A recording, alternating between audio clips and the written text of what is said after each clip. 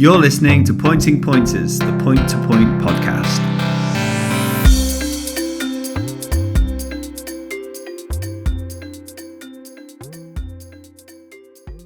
Hello, good evening. I've been trying, Sam, after last week's slightly manic episode, to sound a little bit more calm and collected tonight, even though I'm very excited because we've got two great guests on. This is episode 12 of Pointing Pointers. I'm Ben Atkins, and I'm here with Sam Davies-Thomas. Sam, how are you? Very well, thank you. You actually sound a bit boring, so if you could just perk it up a little bit, that would be great. Yeah, it's been a long day. I was up at 5, Sam, prepping for this. I've been down to London and back in the meantime, walked in the door, and joining us on the Zoom call, eating a good bit of steak, was Tom Ellis. Tom, how you doing? I'm good, thanks, Ben. Yourself? Yeah, very good. Jack, lovely to have you along. It's been far too long. I don't know why. I was thinking about this earlier. We should have had you on a lot more regularly, really, because it's always been good value when you've been along, and we've neglected you. Sorry, Jack. How you doing?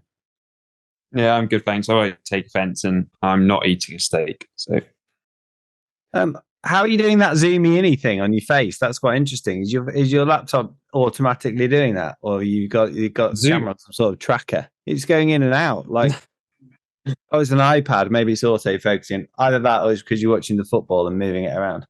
But yeah, I think it's because I'm watching the 30. Right, so we'll get straight into it. Pardon? You got lipstick? No, not this again, Tom. Not this again. Yeah, I'm absolutely sure I'm not wearing lipstick. So, Gina Andrews, a new trainer on the block. I don't know if anyone's heard of her. New to the training ranks. I see her on the keeper's slip. She had a treble at the weekend, Sam, of winners that she's managed to train in a very short space of time. Pretty good going. Yeah, no, she's built up a good yard, and she started off really well to the season, to be honest. Handy little jockey she's managed to acquire as well in Jack Andrews as well. So no, she's done well. How was the weekend then, Tom? Starting off with you for 3 winners for Gina, watching the reins change. Well, that wanted to sound like a friend of ours from Cheshire. I drove the box there and spent the whole day saddling them up. But yeah, no, it was great to see the team get back to winning ways. We've sort of had a bit of a start season, to be honest. Plenty of them been running well, but a few of them been hitting the crossbar and a couple of calamities at the last. But such as racing, and we move on, and yeah, good to see Gina get going anyway. And Jack Jetaway, Jerry looked well. He obviously you snuck past your good friend Rupert Stern at the last. He seemed to win quite nicely. Probably, 2 runners is not very easy race to ride, but he seemed to do it quite nicely in the end. Yeah, really pleased with him.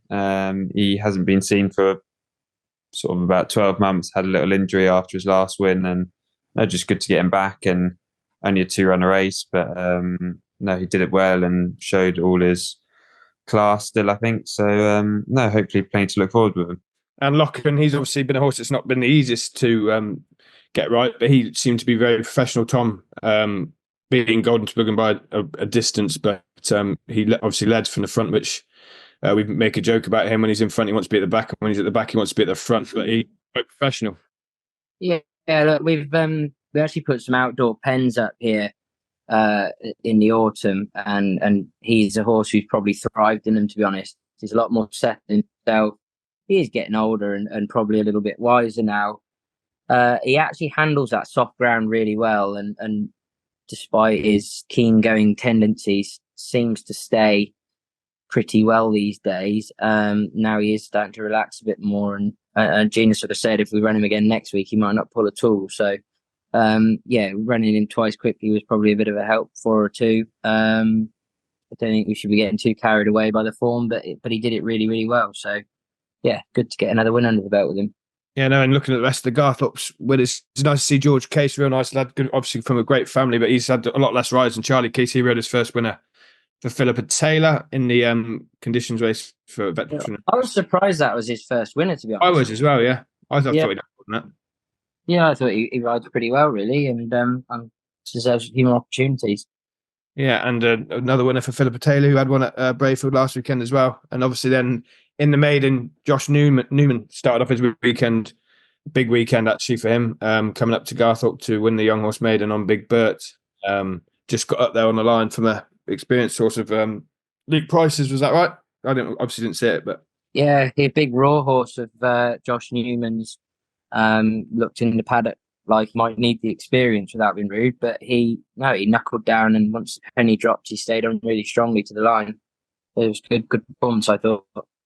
that was six. It was the start of 6 winners for the Josh Newman train yard. So he had one there, 3 at Kilworthy, 2 at Cotley, ridden by Biddick and Izzy Marshall. So it was good. And down at Kilworthy, Dean Summersby trained the other 4. So he did heated in the Hunt race and then singly won the other 3. So they cleared up down there by the looks of it. Lark Hill, we saw Wolf Walker go in and win again. He makes it 3 out of 3 here. He looked really impressive again. He's obviously a horse that's come over from Ireland. We've made a few cases about this before. But he's improved beyond belief, really. And he won as easy as I think he has all season, really. And then Gracie Virenki, Lark Hill, he keeps winning. I don't know what the form of that race was compared to what he has been running in, but you can only beat what's behind you. And he again won well. Putting James King on. Was James King on 32 now, is he? And Biddick on 25? Yeah, it's looking interesting, isn't it? I mean, I remember Will saying that he'd see where he was around Easter and go from there. But I think he'll just keep tipping away and see what happens. I see Luke Price has had a winner, which usually signals the start of a James King onslaught. And Jack, I dare say you're not finished either yet. I'd say championship wise is not going to be a year for me, and I think it's definitely between Will and James. I'd be very mindful that Will is extremely strong from now onwards, and I don't know. I probably still would favour Will in that race, but James isn't going to give it up easy.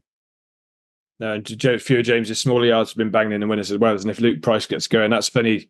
That's only Luke's 3rd win of the season. He had 2 winners this weekend, didn't he? And then he had one back in January. But apart from that, he's been pretty quiet. So if the ground starts to dry up quickly, you can imagine Luke will start banging them in as well. So it'd be good to see it, right at the end. And then obviously we've got the ladies title. Gina's on 11, is that right? And Izzy's on 9.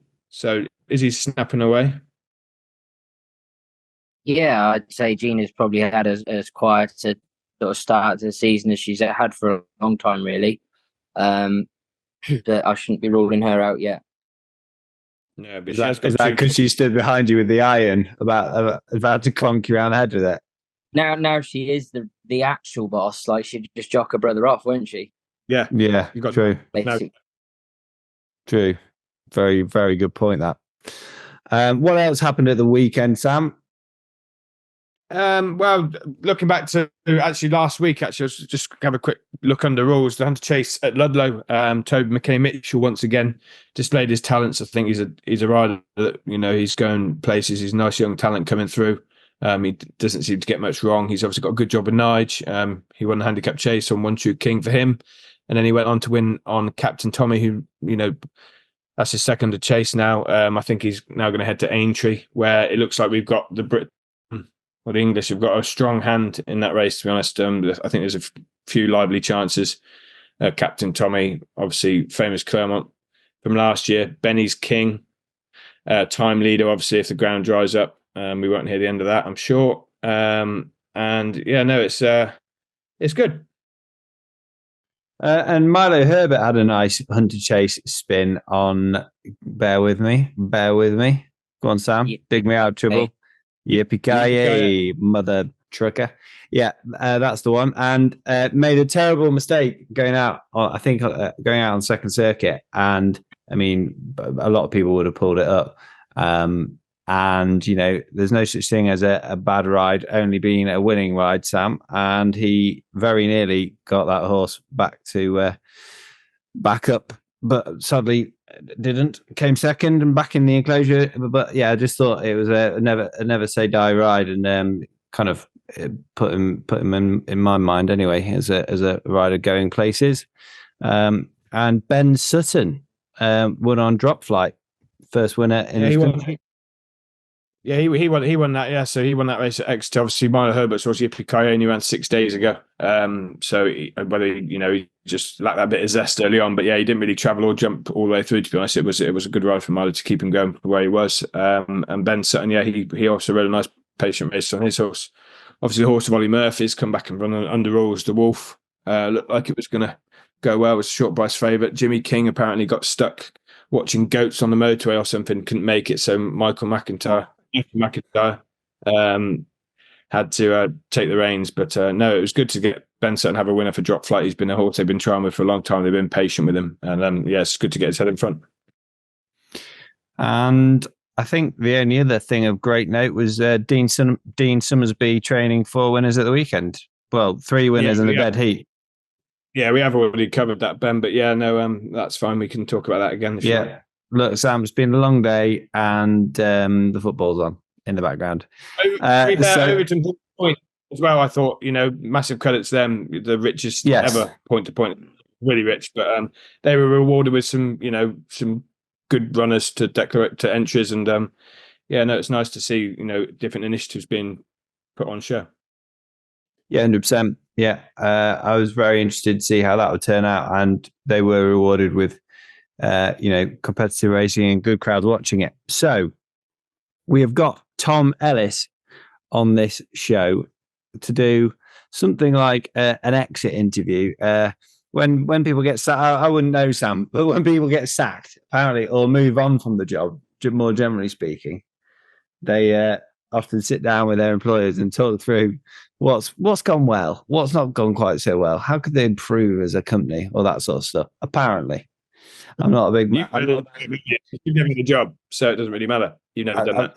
Never had a real job, no. Not a big corporate.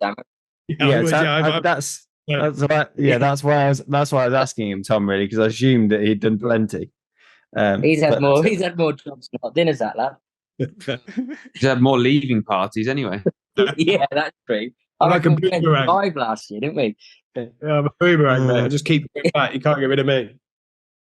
Good old Sam. Anyway, so I thought first we'd start with the positives and reflecting on your success as a trainer. So excuse me while I get the statistics up here and block all your lovely faces out from my screen. But you finished with basically a 32% strike rate, which is pretty healthy. I think most would be very happy with that. 293 winners. I did think, why can't you just carry on to 300? I like round numbers. 293 winners, 14 Hunter Chase winners, 55 horses that you've won more than once with, which I thought was nice. 21 that you've won with more than 5 times. And yeah, just looking at the horses that have been, very important to your career: Calabaloo, Late Night Path, Fimo Duderoo, Dundrum Wood, General Arrow, all with 10 or more wins on the board for you. And it's quite interesting as well, just going back on the very good statistics bit of the Point to Point website, that still can't manage to automatically update the leaderboard. I was going to leave it, Sam, but I couldn't. It still winds me up. I'm not sure why that doesn't work. I'm sure Jake X will be able to listen and can fill us in on that in great detail at the weekend. But looking at the very good statistics on that website, it was you started out in 2005, Tom, training, I think 2. You had 2 wins in that season and meandered along until 2015. So I thought it'd be interesting, first and foremost, if people haven't been in the sport very long, including myself, what happened in 2015 that suddenly meant that you were taking it a lot more seriously and training plenty of winners. He employed Jack. That's what he did. I got married basically and stopped riding. Right. Those statistics don't go back to the very start. So I had my first ride as a 16-year-old on a horse that we trained us back home in 2001, year of foot and mouth, a couple of rides, and it all got shut down that year. And then the next year was fairly steady. And then I think it was the end of that second year, I rode my first winner, Dingley, right towards the end of the season. And then sort of ended up having a couple of horses whilst for other people, while I was still riding. And I sort of ticked along doing that whilst still on the farm fairly well full time and trying to get round the yards I was riding for. at the time as well, and that took up a lot of my time really. So to be honest, the horses at home were they were there for a bit of fun, but didn't take them overly seriously. The year we got married was the year I broke my leg and packed up riding. So we ended up with a few more about. And then, Gina had moved in that year. So it was just the first year that we had a reasonable number. Celtic Silver was actually one of them. He ended up winning us a lot of races. But it took us a year or two to get to grips with him, really. But no, it's sort of something that built in time, really. And then I think, was it 2017 maybe that we trained sort of first big number, was it, of winners? 18, 19, yeah. Yeah, so we changed the gallop surface in that summer leading up to that season. Wow. And that sort of made a massive difference. We had a bug through the yard as well the year before, so we'd actually had a really bad year previous season, and touch wood, since then they've stayed relatively healthy and sort of flown all the way, really. And I think that was around the time I joined as well. Yeah. Yeah, obviously, Jack. Yeah. Fantastic. And so, you're right. Looking at the stats, that looks exactly like the year that Rupert Stern rode a winner for us as well, actually. That was a good one. That I'd packed up riding, so that'd have been around 16 or 17, I'd say. Yeah. And last season was your best yet. And do you think there was a sense that you'd completed it and needed a new challenge? Did you feel that perhaps you'd got to a point where you had such a volume of horses, so many winners, and a great deal of success in pointing, that you perhaps felt it was time to give it a go under rules and see if you can make a fist of it? No, I wouldn't say felt like we'd completed it. I mean, horses are the best levelers in life, and when you think you've practically have a habit of putting you back down and making sure you've got your feet firmly placed on the floor. But it is something that we'd discussed between myself, Gina, and Jack really a bit, perhaps during the summer following that year, and sort of made the decision that it would be a good idea for me to get my modules done, so that if we had another COVID or something like that, or if we felt we'd got the right horses about, we could then, apply for the license and get it done. So I went and had a cup of tea with my great mate Dan, and he told me all the good points, all the bad points about training horses, and all the bad points again, just so I made sure I got them. Sort of decided I would go and get the modules in the autumn. Then the plan was sort of made at the end of last year as well to run Late Night Pass at Cheltenham in that cross-country race. It was always going to have to go to Dan for that. And once it looked like he had a realistic chance of getting in the national, it was after he'd won at Cheltenham, then we sort of made the decision then that we would try and get the license in time for April, thinking it might not be possible. So again, I had a good chat with Dan about it, and he said, "Well, you got to try," and we did. And the BHA are actually very helpful. They've worked really well with us and helped us out massively in terms of coming out when we wanted them to, and look at the yard and telling us exactly what they wanted us to do to abide by the rules. We've done it all at Newmarket and got everything in place. It's quite a lot more involved than I thought it was going to be to start off with, but it's all there now, and it's all come through this week, so we're Brilliant. Good to go in April. How exciting! And so what is, specifically, what is the plan? You're not just around Late Night Pass, but what's the plan for you going forward? Are you going to continue to have some pointers out of one side of the yard hypothetically, and then a number of horses? Have you decided kind of in your mind's eye which horses that you've currently got in the shed are going to go under rules? Obviously you've got a lot of owners to speak to, and hopefully some new owners as well. Have you got a number in your head of horses that you want to train in this first season? Yeah, so like you've been up to my place, I think, and we've basically got 3 American barns of 18, and then some outdoor pens as well. So when the BHA came round and I said, look, what's the best way to split this all up? They said, just license a barn. So we've got 18 licensed boxes. And that's what I hope that we can fill up for next winter, really. Yeah. It might be a lofty idea, but hopefully we will have enough, really. I think there's a few we've got running point to point in now that are capable of going under rules and making a good go of it. There's a couple there that might be capable of winning a nice race if we do our job properly. But I'm not sort of setting out a target of saying, I want to have 50 by next summer, because I think it's sort of something that's going to have to find its own level a bit. Yeah. A lot of owners who are very much point-to-point enthusiasts through and through. And there's a good few of them who've got no interest at all with having runners under rules. So, Gina is still very much wanting to ride. And while she is, I can see us keeping a large number of pointed pointers about for the foreseeable. Right. I think something we're just going to have to let find its feet, and I'd imagine it'll find its own level, really. Yeah, fair enough. And we can't let this interview go past without asking you about Late Night Pass. We are by no means trying to add any pressure to what or better than anyone will be an incredible story. But let's just keep it brief. How is the horse, and are you excited?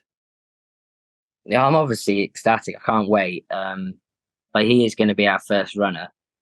Which is absolutely mental. I mean, I can't actually let it go. That is actually bonkers. Yeah, Right. But what would you do if you were in our position? It'd be Exactly madness the running same thing. now. Yeah. Well, you don't want to go win a cellar at Plumpton on a Monday versus Not really. first winner. Not really, Sam. No. Crazy. That's the shortest career as a trainer, because if he does win, I might retire on the spot. That would be fantastic. Yeah, one and done.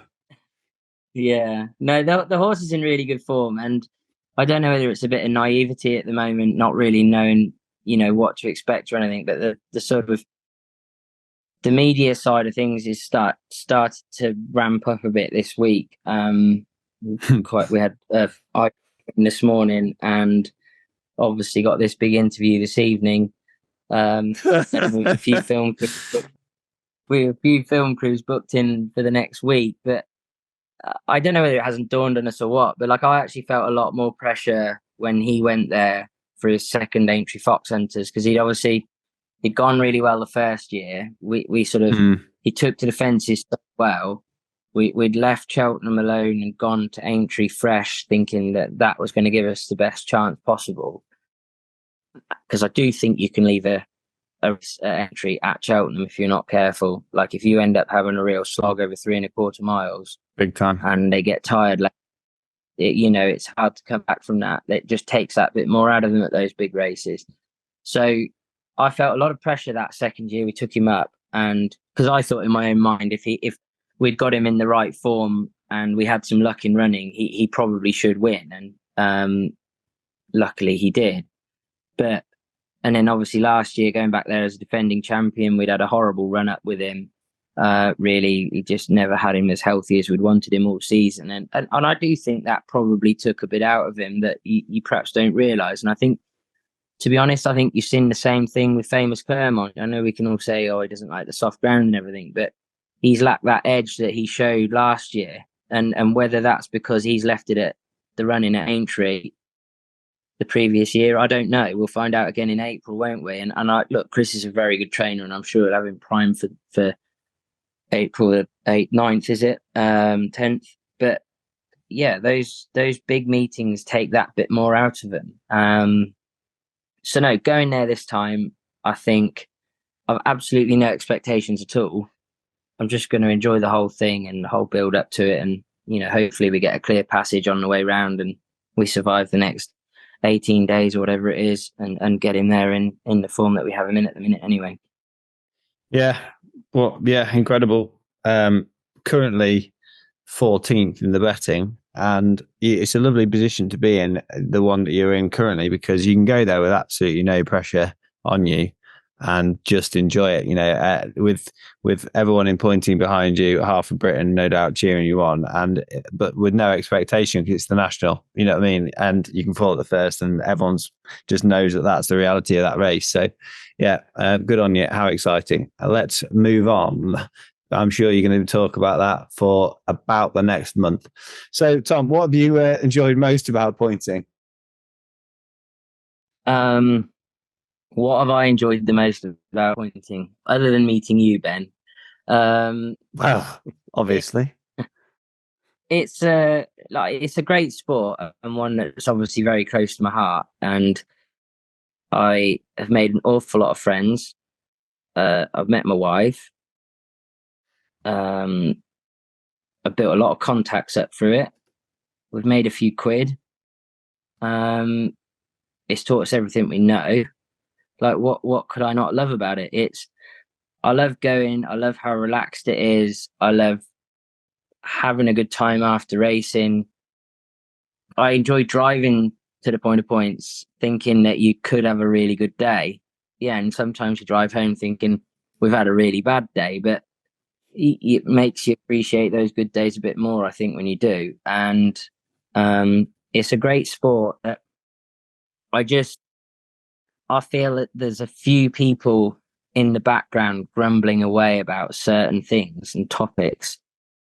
But I mean, if you go on that point to point forum, I'm not going to get drawn into arguments with anybody, but some of what is said on there is toxic, and there is comments made by people who know nothing about other individual situations, or life experiences or anything, or what they do and how they're involved with the sport nationally or in an area, or the work that they put into it, sponsorship, hunter certificates. Like, there's so much more to it than going on there and pounding your keyboard and abusing people who, in their mind, they see have taken advantage of the sport.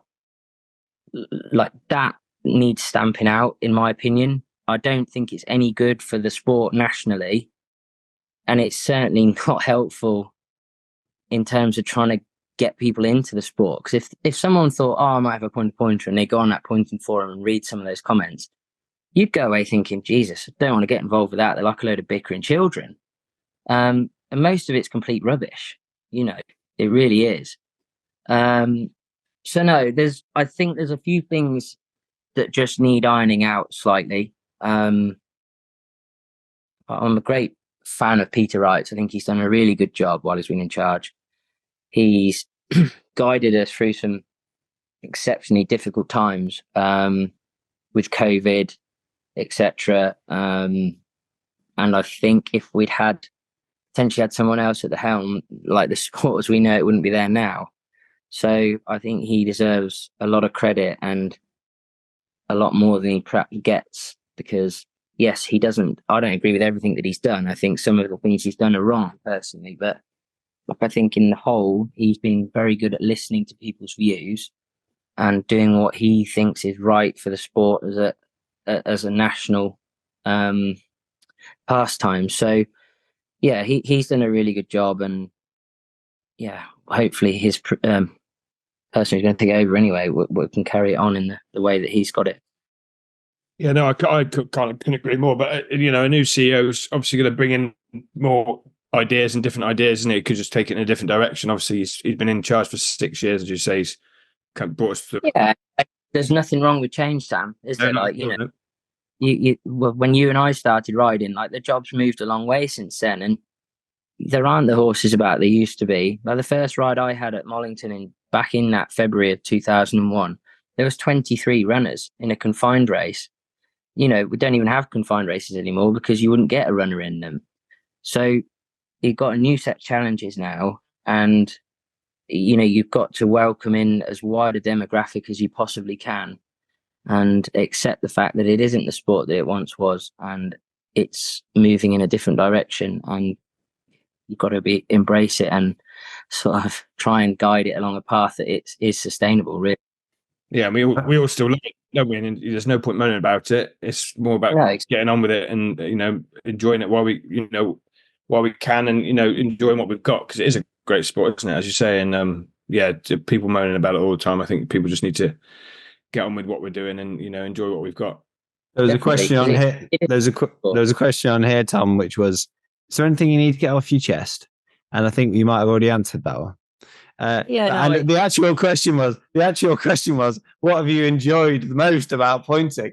So I think the next question was, what have you enjoyed least about pointing? So I think we can still do that. Sam. I just think you obviously need to get that off your chest there, Tom. No, I just felt that with the conversation sort of led to that point. Really, I as I said, my whole life has revolved around pointing. Basically, for the last 2001 till now, basically 23 years. Like, I've loved every minute of it.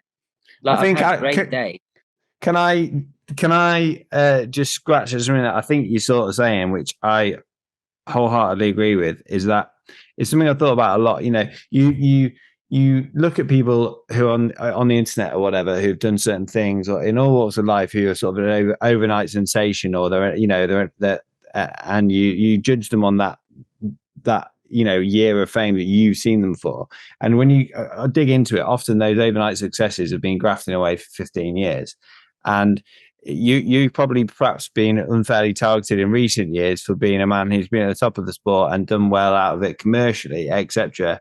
And no one is really taking into consideration you riding winners in 2001 and the graft that you've put in from then until now, 2024. You basically, what you're saying is you've committed a lot of your life. There's 23 years of your life that you can chalk down to pointing. And there's a lot of things that people do behind the scenes for the sport and with the sport that you don't necessarily see when you run and win a nice maiden and go and sell it at the festival sale.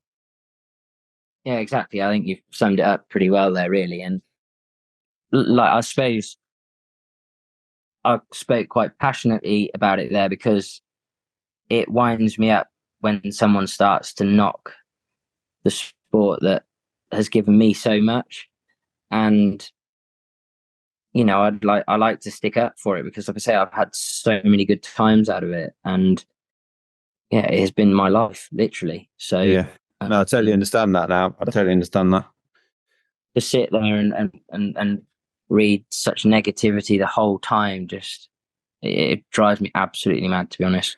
So just to give it a little bit of balance as well, like we've given the forum a lot of love on this show and a lot of criticism when it's needed it, and obviously a lot of our listeners are members of the forum, and I do think there's over the years, obviously it's been an absolutely fantastic thing, and there continues to be a lot of good things about it. I think it can become a bit of an echo chamber, and negativity can become feels overwhelmingly loud. But just to give it some balance, as someone who's come into the sport relatively recently and someone that spends a good bit of time on course now, most people's first interaction of pointing is coming along when the circus rolls into town, in their local area, and coming along, having a few beers, having a couple of bets, having a picnic. Most of the people that are starting to engage with it and think, I quite like this sport, maybe I'll get involved in some way,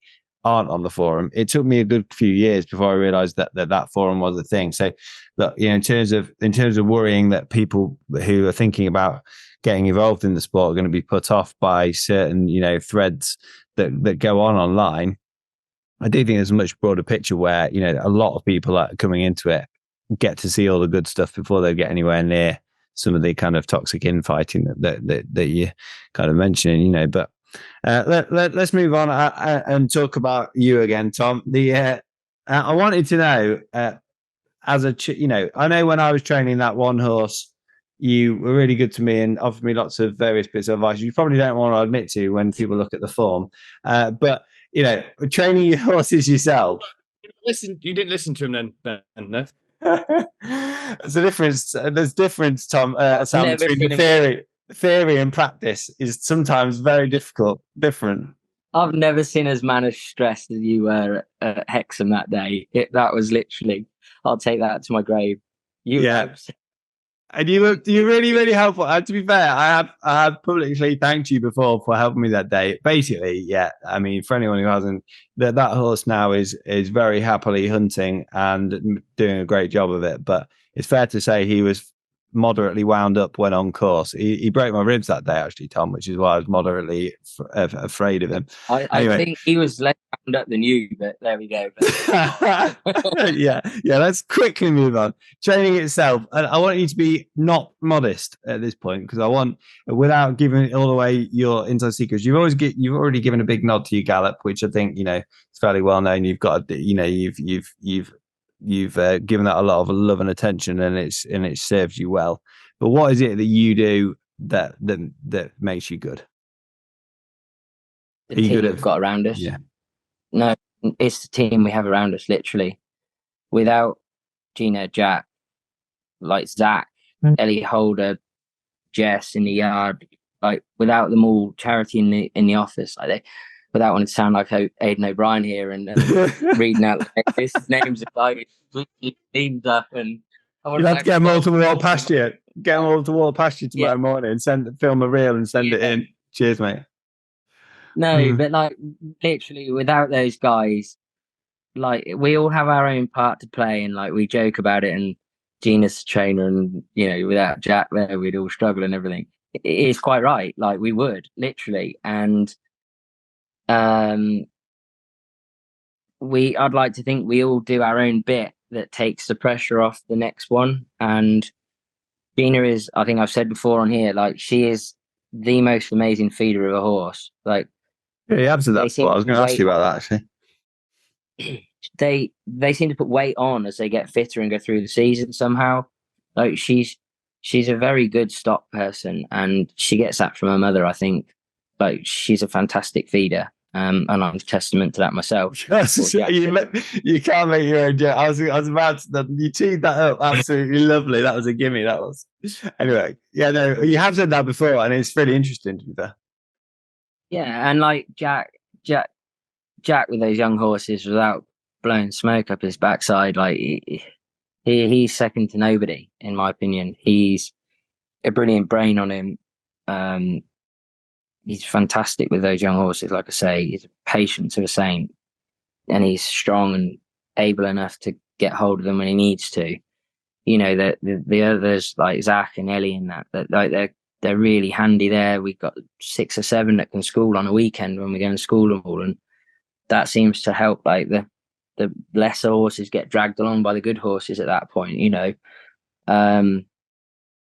is just like a big all round effort, and yeah, you need someone in the background who steers it all around the right path, and hopefully that's what I've managed to do in a fashion. But I think if you've the right people working with you and you trust what they say and the feedback that they're giving you and don't question it, then you're onto a good thing, really. And that's kind of where we've been for quite a long time now. So yeah, fair enough. Strong burn. Fair enough. And so I was going to ask. Oh, are you asking Sam, me? No, Sam. Yeah, no, I would agree. Yeah. Jack's just watched the football. What's the score now, Jack? Still 2-1 Belgium. He is definitely listening though. Like I saw him. I saw him trying not to be. He was trying not to be. Yeah, he's been bashful and looking away when Tom was comforting him. So I don't know how he's managed that. Yeah. No, I definitely agree. Obviously, spent time in the yard, occasionally, and the way it's run, it doesn't really see much stress. It just kind of, you need routine, don't you? And obviously the feeding's a massive part of it, but the routine you've got, with everyone around you, Jack seems to just know what's going on. He seems to be, when he's schooling, he takes a big care in that, doesn't he? And that's a massive part. And obviously you've got Gina and Zach and all that. So, yeah, and as you say, a good team, you just need people you can trust and listen to, and because you can't see it all, can you, yourself? So you need to be able to, especially when it busy times when you're shooting and that. How do you manage to, run the yard when you've got 35 days shooting to do? That's called networking, Sam. Yeah, I was going to say, throw part of being a trainer, that Sam. Come on, you've got to entertain the owners somehow. He's learned from the best there with Mr. D Skelton.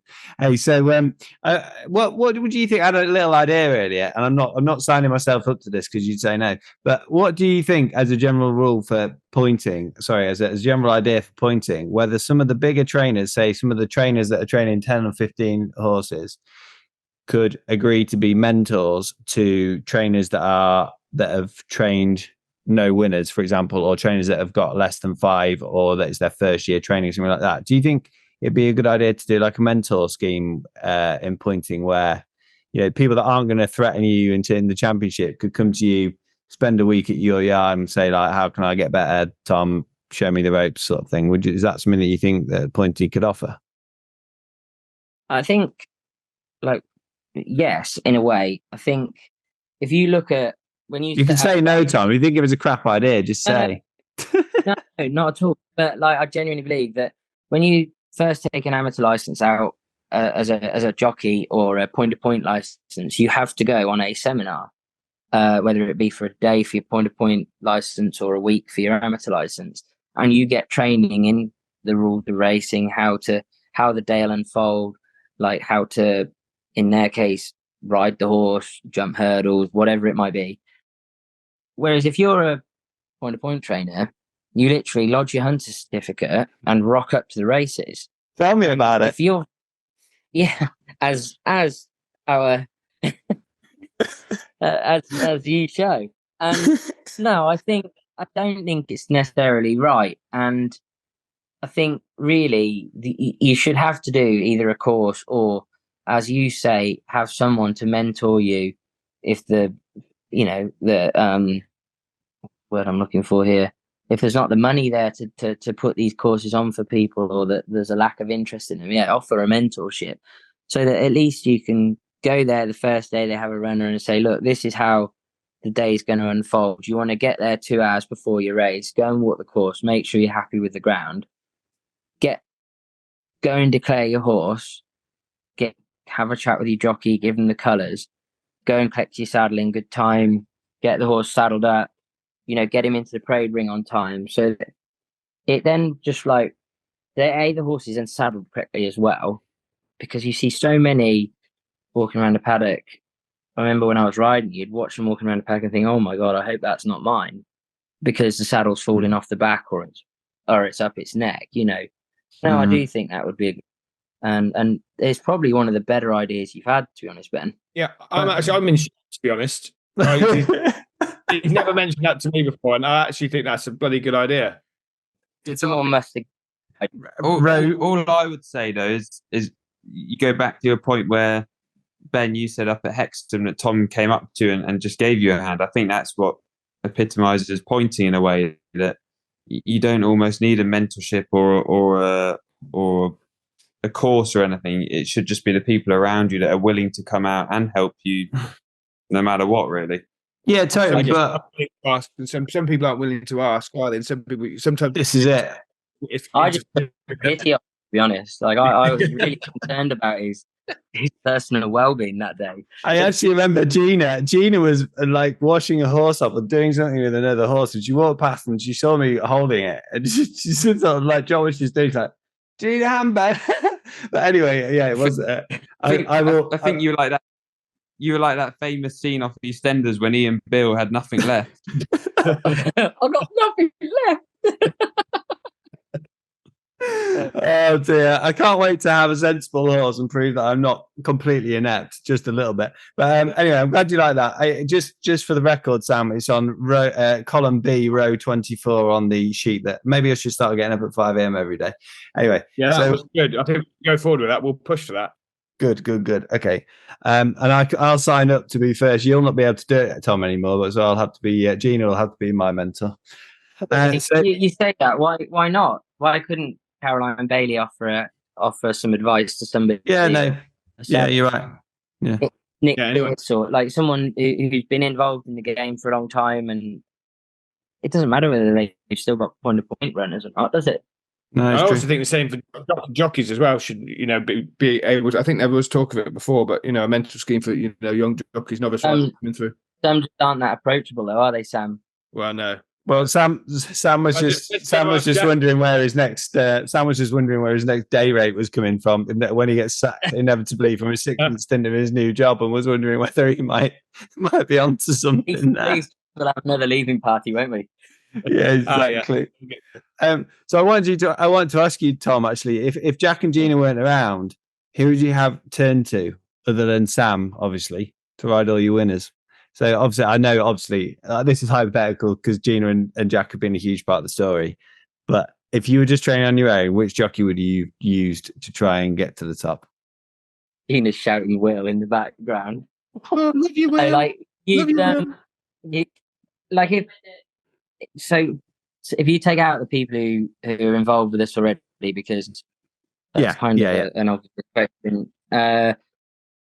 Obviously, Will Biddick, I think he's brilliant, and like if I didn't have those two to call upon, like he would be the next port of call, and I think he's exceptional, really. I think in terms of young talent coming through, I was really impressed with Tommy Hutsby the other day. He had his first ride for us at High Easter. Yeah, noted. Friday, he came in on the Friday to school for school. Sat on the horse, gave him a jump, gave us some feedback afterwards. Turned up, he was on time on the Saturday. Walked the course with Jack. Followed his instructions down to the last letter. He was very polite in the paddock beforehand, shook everyone's hand. I thought the ride he gave the horse was exceptionally good for a lad of 16 having his second winner. To have the confidence to sort of sit there and not really move on the horse till he got straightened up to the last fence and then press go took a lot of bottle, really. And I think with natural progression and getting stronger as he gets older, he's going to be a real force to be reckoned with in the future, definitely. It's exciting. Yeah, and we need these people to come through. Let's face it, we need the green shoots of the future to keep coming through. So one final question before we move on to some really exciting ones for Jack before he falls asleep there on his very comfortable sofa in what looks to be a bed version of a dry robe. It used to be known as a bathrobe. It's the campiest thing you've ever said. And I've said some pretty camp things, let's face it. How can we improve as a sport, Tom? How can we improve? Let's not get drawn down the rabbit hole of infighting again, but nuts and bolts on a day's racing. How can we improve as a sport? Like, what do we do? I think we sort of half touched on it in that, though, didn't we? But I think we need to open it up and welcome as many people as we can. And you should never judge a book by their cover. And we've had everyone involved in syndicates, from hairdressers to lawyers, firemen, and everything in between. And that kind of epitome point of pointing to me, it's an affordable sport that, if done in the correct way, is an affordable sport to anyone who wants to get involved. Yeah. And like I say, it is a great sport and something that I have lived out my life doing to this point every weekend. And to say how can we improve it, there is no golden bullet to fire to make it back to how it was. I think those days are behind us, unfortunately. I think there's some really tricky times ahead if we get a Labour government, which looks increasingly likely every day. I think once hunting comes under more pressure, it's going to make a difference to pointing as well. And that link between the two should not be forgotten. In terms of volunteers getting these meetings on and everything, it will find its own way, I'm sure, but it is just a great sport that I think just needs to be kept open to as many folk as we possibly can, definitely. Yeah, absolutely. Couldn't have said it better myself. Sam, I reckon I've been thinking about it. I think we should start a syndicate. I think the syndication is the future of pointing, and I think we'll start one next week. Okay, So I've if got you an listen, idea. Can you get the anvil back? Right, we have the anvil. We'll sell shares. We'll show. What do you mean getting back? What do you mean getting back? He's running at Paxton on Easter Monday. 200. You mean never heard of Paxton? That one, yeah. That Paxford's. I've told you guys, it's been a long day. How many times do I need to tell you? I'm going to sell 200 shares in the Anvil for £250 each. That's brilliant. Affordable. That's daylight robbery. Yeah, no, Sam, Sam. That's a scam. We're talking about a syndicate. Oh, anyway, sorry. For another time, we're for another time. Anyway, yeah, Tom. Look, I totally agree. All jokes aside, like I've been saying for a long time, syndication is the way forward because it does make what is quite a prohibitive sport to be involved in. For if you're doing it solo, very open to a lot more people, and you know, look, if we're going to put sport on, we need the horses. We need the owners. And you know, that's the only thing. Sorry to interrupt you. The only thing I'd say is around that point, and you saying what would you do to improve the sport? Like I think they've got better slightly. Some places are better than others for it, but these horses are owned by syndicates.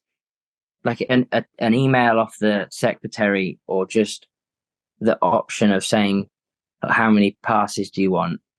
If those people have joined in a syndicate to then get a pass through that says admits to, when you spent 50 quid on an entry, driving 200 miles to go and support the meeting, it just feels like a real kick in the teeth then to get a bit of paper through the post that says admits to. You know, you can't even take the family for a day out. And I'm not on about offering free admission to all here. I'm on about letting people in who are putting into the sport through owning a horse. You know, it's not big money we're talking here, but it's the same old thing. They keep going back to the hand that feeds them, and without the owners, there is no sport. So I just feel that some meetings would be well advised to take a bit out of that, because I think being tight on car passes is very, very small-minded, to be honest. I would add on there as well that to help improve it. I think I saw at Haista the other day, they actually had a separate bit on the side of the weighing room for owners and trainers, like a bit where you get a cup of tea or a sandwich. That's great. That goes a really long way to pleasing owners, and just somewhere where you can get undercover if it is a miserable day and have a cup of tea or something to eat, and just almost say thanks for turning up and having a runner at our meeting, because they put on those marquees for the hospitality of the sponsors and the hunt. So why can't they say on maybe the car pass, come to the tent and have a drink and something to eat with us? Yeah, I think Stingley were doing the same on Saturday if it was going to be on, weren't they? They've got a new area as well for owners and trainers. They do a really good job. The Southeast was sort of the pathfinders in that. I think Phil Hall was behind it, wasn't he? The Oriental Club, they used to have a marquee at every meeting, a load of drink and food on. I mean, you don't have to supply a load of alcohol, but a flask of tea and a few cakes don't cost the earth, do they? They go a long way. It goes an awful long way, you know, and it makes you feel like you'd want to go back, really, I suppose.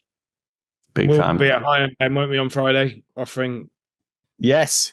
Well done, Sam. Well remembered. Me and Sam are going to Higham on Friday. Do come along, say hello. Yeah, I'm quite looking forward to it, Sam. There's never a bad day in your company. So we're going to now play a game of this or that to get to know the mercurial myth of a man that is Jack Andrews. A long-time stalwart of the weighing room. The desire of many young females and males up and down the country. Sam, where have you gone? We need you for this. Sam, come back. Sam, has he gone? I think he's back. Yeah, he said something. He's had an absolute shocker. Yeah, had enough of you, Ben. The point was, right, I was going to get him to do every other one because I have got 52 questions and it's going to get very boring if it's just me answering them. But we're going to go rapid fire, Jack, and it's going to be quite fun. And I just want you to say the first thing that comes to your mind. Don't think about it too much. Are you ready? Okay. Hang on, wait. Sam's messaging me on WhatsApp. Laptop died. Oh, well, let's just press on because we haven't got all day, have we? I might add him in back in a minute or two if he's lucky. So I won't tell you what he's calling his laptop. He says bye. So sorry, listeners. Sam says bye. Is there anything interesting happening in the football, Jack? Because if it has, I dare say that's where Sam is right now. No, it stayed pretty constant, so I can't blame that either. Fair enough. Right. Let's get going. So, firstly, Jack, a great playlist or a great book? Playlist. Aintree Fox Hunters or Cheltenham Fox Hunters? Cheltenham. AP McCoy or Ruby Walsh? AP. Oh, controversial. I need to unpack that with you at some point. Art museum or history museum? Neither. Baseball cap or beanie? Baseball cap. Beach or forest? Beach. Being tall and managing your weight well, or being Sam's height and somewhat out of shape? No, I think I know the answer to that one. Yeah, be too hot or be too cold? Too hot. Hate being cold. Yeah, me too. You're Black cold. coffee or milky coffee? Milky. Cardio or weightlifting? Cardio. Clown or magician? Who writes these? Me. Jesus Christ, where are these coming from? Just a long list of internet choices. Magician. Yeah, I'm with you on that one too, to be fair. Cooking or baking? Oh, baking. I was going to say, that's a no-brainer for you. Disney or Bake Off 2024. you heard it here first, sports fans. Disney or Pixar? Disney. Does James King win the 2024 Men's Championship or Will Biddick? Biddick. One Direction or Taylor Swift? One Direction. One orange juice or apple juice? Orange. Passenger or driver? Passenger. Pasta or pizza? Or pizza. Pepsi or Coke? Pepsi. The physical race planner or the digital one? Digital just needs binning. Interesting. That's interesting. You should say that. Anyway, we don't have this. This is a simple game of this or that. We've got to carry on. Planning or spontaneity? Spontaneity, I should say. Planning. None. Planning, he said. Oh, he said planning. Sorry, I think he said none. Podcast or audiobook? Podcast. Good man. Radio or television? Telly. This one could be contentious, Jack. Riding a winner under rules or a treble pointing? Treble pointing. Sandals or Crocs? Neither. Sandals. His dad wears Crocs. You'd be pleased to know. Crocs and socks. Yeah, classic. You'd be pleased to know we've only got about 15 left, sports fans. Don't turn off just yet. It does get better. Small group or big party? Small group. Sunrise or sunset? Sunrise. Superman or Batman? Superman. Sweet or Well, salty? they got better. Sweet. Tom Ellis or Stuart Morris? Jesus Christ. I'm gonna say Tom Ellis because Stuart Morris definitely don't listen to you. And on a related note, Willie or Gordon? Willie. See, those should have been more questions like that. You should have come up with them like that rather than getting these crappy ones off Google. Oh no! I've interspersed the ones of Google with my own brain. Don't worry, there just hasn't been enough for my own brain. Your own brain's much better. I'll give you credit. Okay, I'll give you one more good one. The Harry Potter trio or the Stranger Things kids? Jesus Christ, neither. I'd rather watch paint dry. Xbox or PlayStation? PlayStation. And finally, last but not least, Zach Baker beating you in the men's championship or losing 5 match races in a row to Gina? Oh, Zach, definitely. Really? You'd rather Zach Baker beat you in the men's championship than lose 5 in a row to Gina? Yeah, definitely. Because Zach could ride 50 winners and I ride 49, so I've had a good year. I like you thinking.